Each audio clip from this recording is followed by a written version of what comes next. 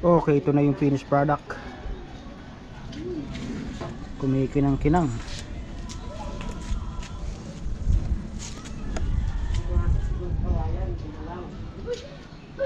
Okay, yung pinaka last coating at papatuyuin na lang natin. Guys, kapalan ng fiberglass oh. So bali 4 na patong yan. Ay, may lagyan ko pa ng initial.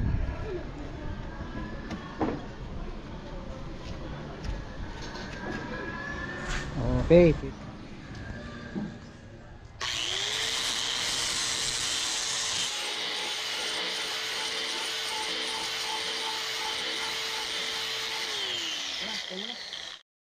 Kabit natin yung speaker. So tapos na namin gawin yung box, tapos na pinturahan. Nalagyan ko na rin ng speaker yung likod. Nagawan ko na rin ng speaker cover. Ang gagamitin natin yung speaker dito, yan, Tusonra.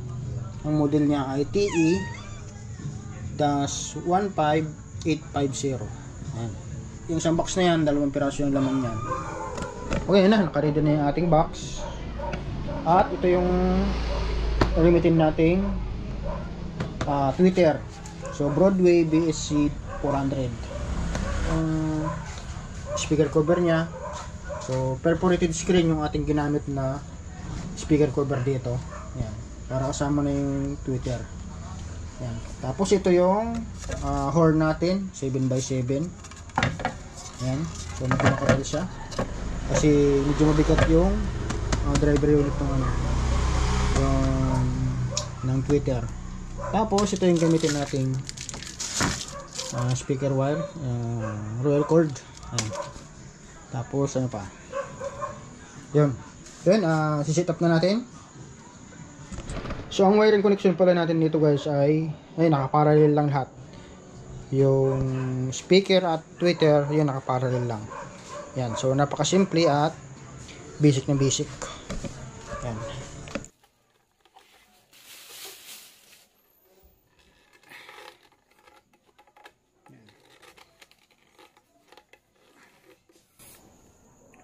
Tusonra 850 watts TA 15850. Ito rin ng ano niya, magnet. At Broadway BSC 400. Yan.